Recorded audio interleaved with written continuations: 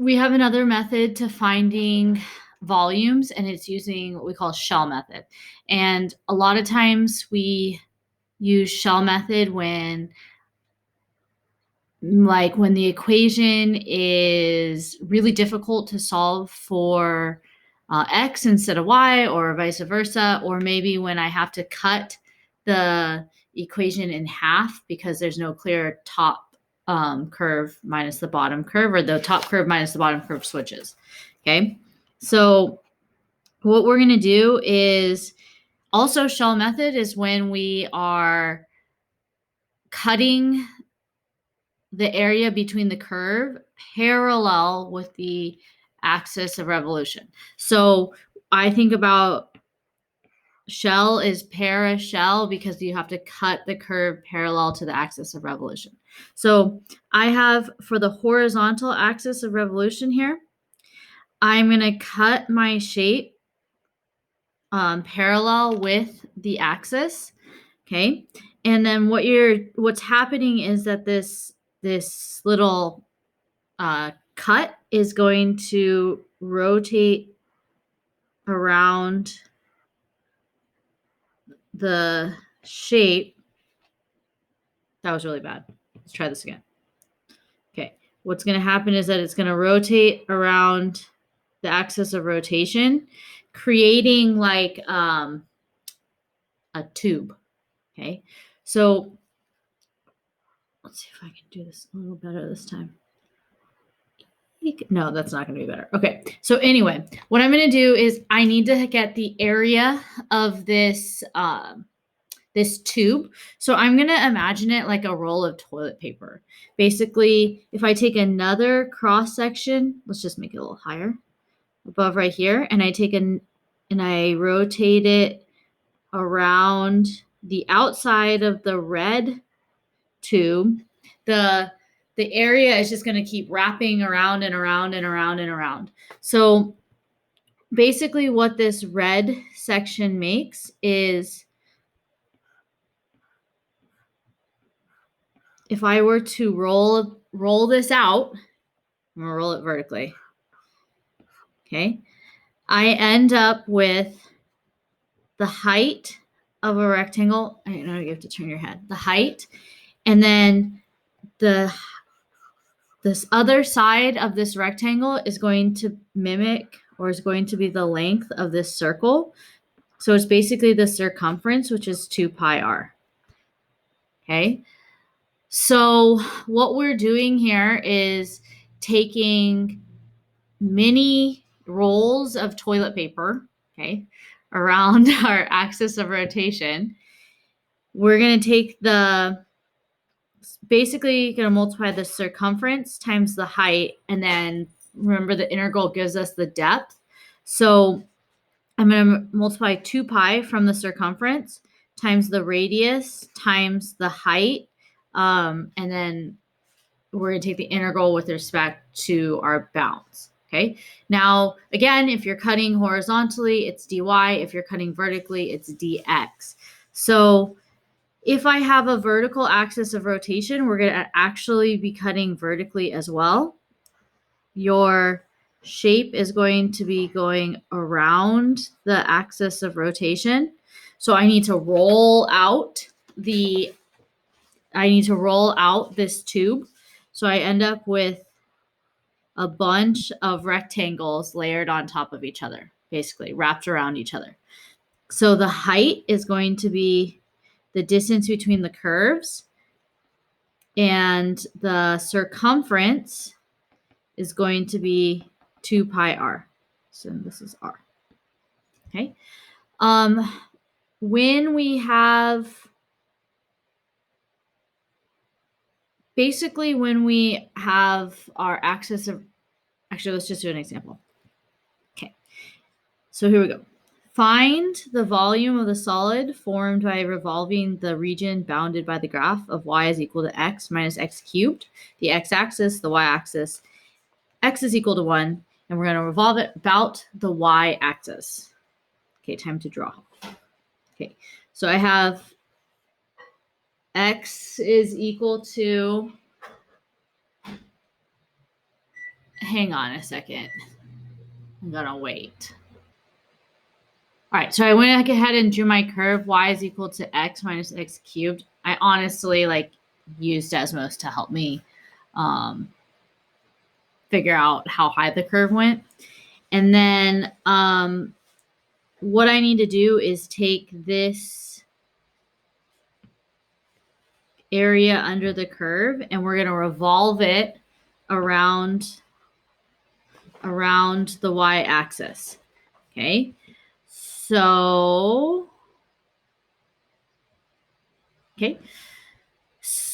the next thing I need to do is make a cut.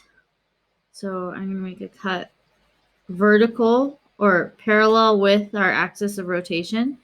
And then I just make one example of a rotation. So this whole line is going to swing around my axis of rotation. So it's going to look something like this.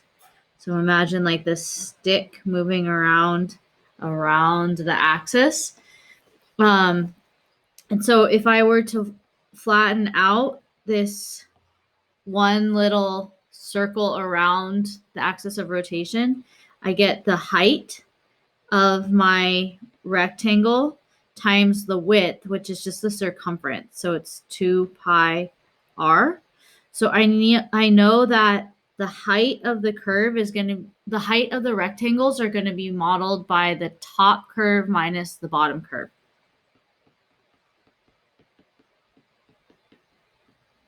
Okay.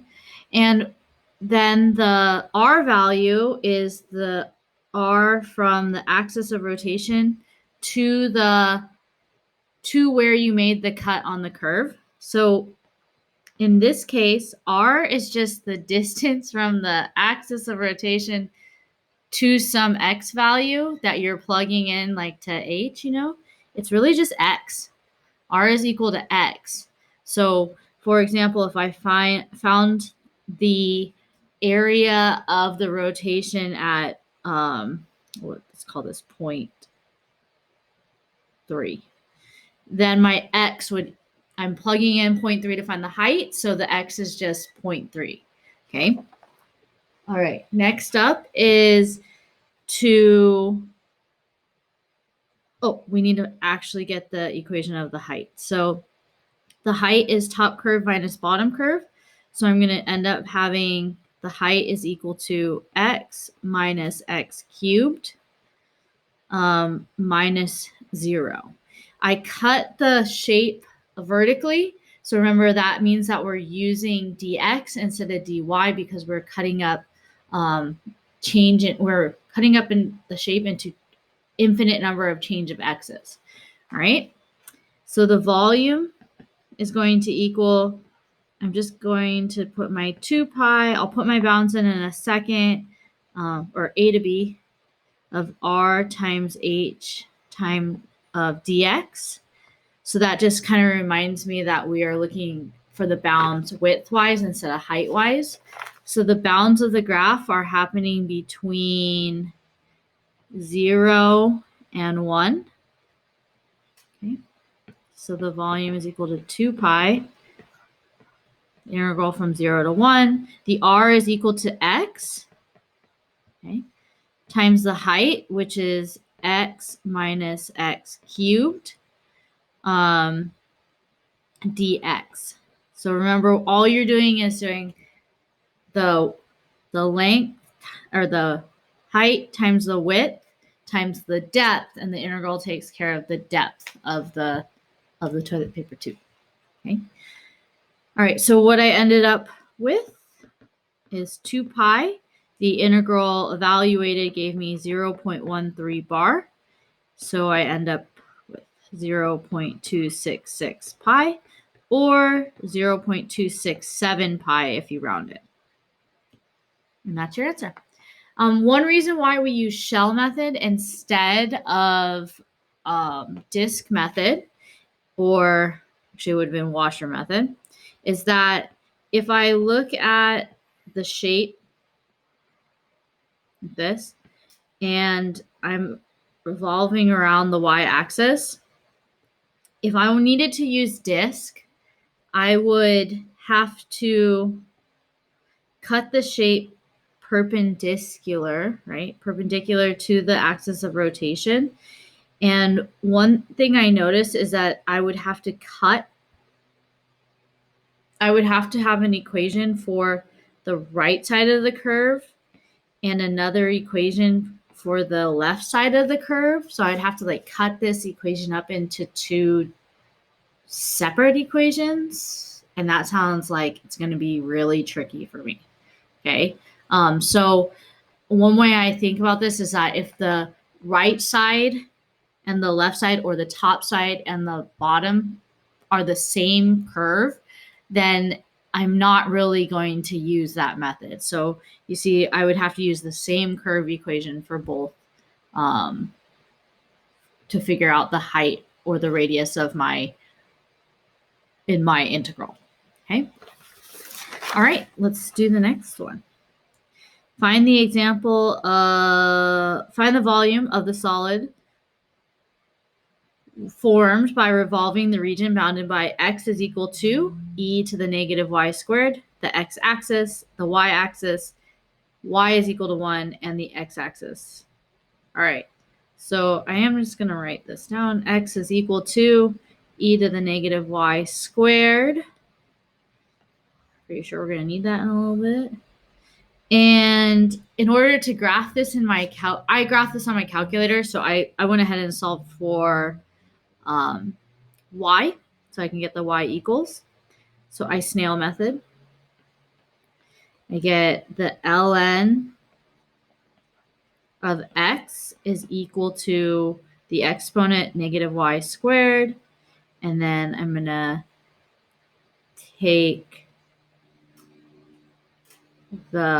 move the negative over, so the negative ln of x is equal to y squared.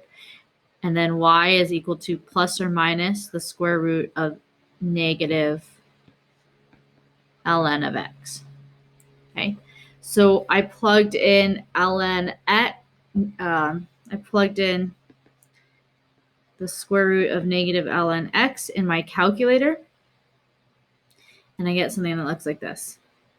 1, 1. We're going to be bounded around the x-axis, the y-axis, y is equal to 1, and we're going to revolve around the x-axis, and then I need to graph y is equal to the square root of negative ln of x, and it kind of looks like this. It's undefined at 0, and then, oops, that one, it's about a half, so like that. So I am going to revolve this section right here. Okay. So I am going to cut the graph horizontally because it needs to go parallel to the axis of rotation. And for shell method, at least. And one of the reasons why I would do this is that maybe you don't want to solve, the equation was given to you in x equals, so maybe you want to just you use Desmos to graph, and then you want to just keep your equation in x equals. Then when I substitute in my equation into my integral, I can keep my equation in terms of y instead of in terms of x. Okay.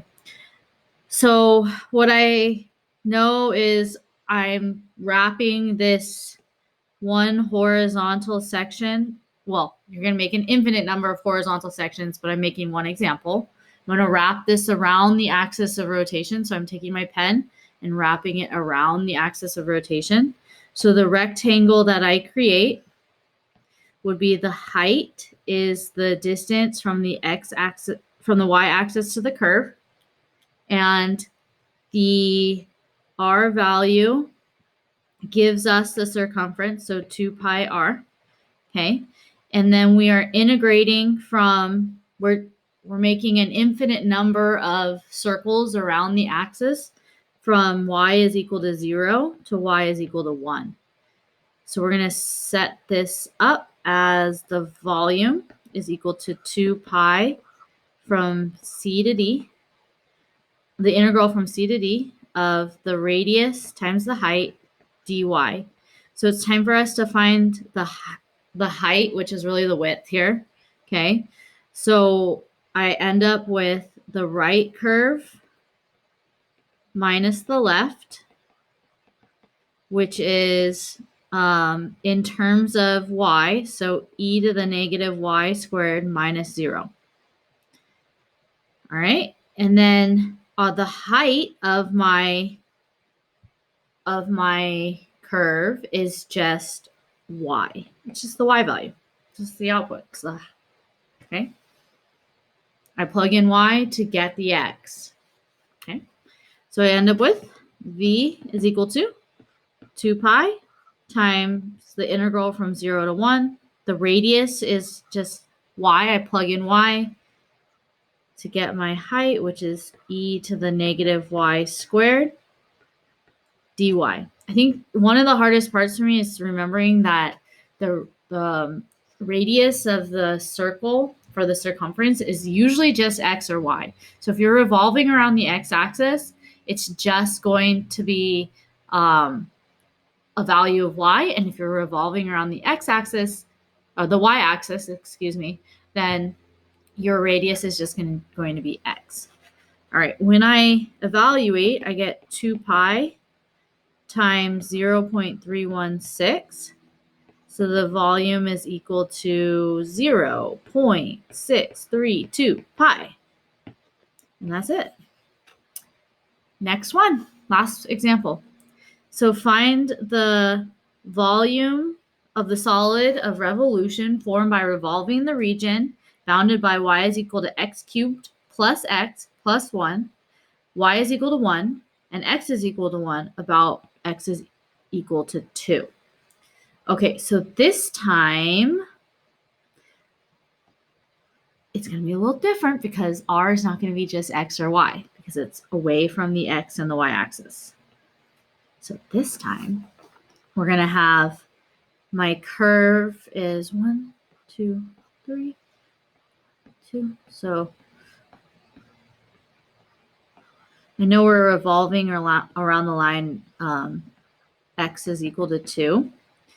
And we are bounded by x is equal to 1. So that would be like right here.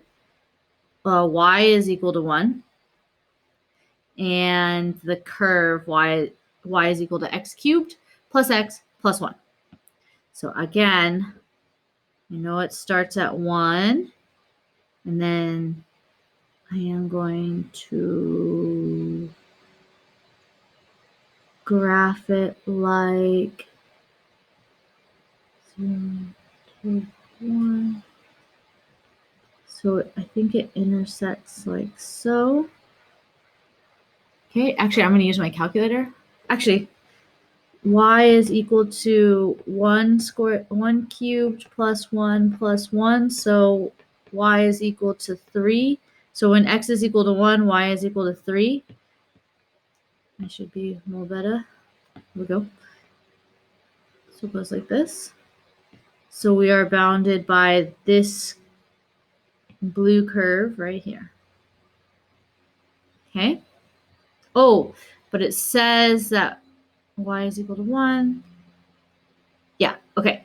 So now we're going to go ahead and rotate this around the line x is equal to 2.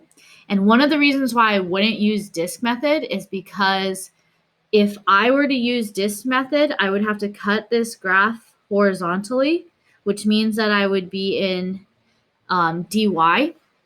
So I would have to solve this cube function for x. So write my equation in terms of y instead of x, and that is going to be difficult. So to make my life easier, I'm going to cut my curve vertically. Okay, vertically. And I'm going to revolve around. So revolve parallel. I'm going to take a parallel cut and revolve it around this axis of rotation. So again, if I were to lay out this shape, I would end up with a rectangle. So the height is just the height of the rectangle, okay, which we're going to end up using the top curve minus the bottom curve to figure that calculation out. And then the radius of the circle, okay, the radius of the circle is just from 2x is equal to 2 to the curve. So the radius in my 2 pi r is going to be 2 minus the left curve, which is x. It's just going to be x. 2 minus x, because the left curve is, we're going to evaluate that curve at an x value. Okay, so when I evaluate at this x value, let's call it x sub 1, I end up with a height of whatever. Okay, so the height is going to be the top curve, x cubed plus x plus 1, minus the bottom curve, which our bound was at 1, so minus 1. So simplified, I get x cubed plus x. So I need to use this radius and this height. All right, volume is equal to 2 pi. We're cutting in dx way because we're cutting vertical. So from A to B of r times h dx. So the volume is equal to 2 pi. And we're integrating from, or we're making vertical cuts from x is equal to 0 to x is equal to 1. Okay, so from 0 to 1. Okay, 0 to 1. The radius is 2 minus x. So remember, before the radius was just x, but because the axis of rotation is offset to x is equal to 2, we actually have to like do a little calculation. Okay. Then the height is the top curve minus the bottom curve, which is x cubed plus x dx. All right. Calculator time. 2 pi. The integral evaluates to 0.96 bar. And so the volume is equal to 1.93 times pi. Or I actually turned this one back into a fraction for funsies. So 29 over 15 pi, if you like that. These can be very tricky. I think one of the things for me is remembering that the r value in each of these is just equal to some form of x or y. Okay, so sure you're going to have questions. So let me know. Bye.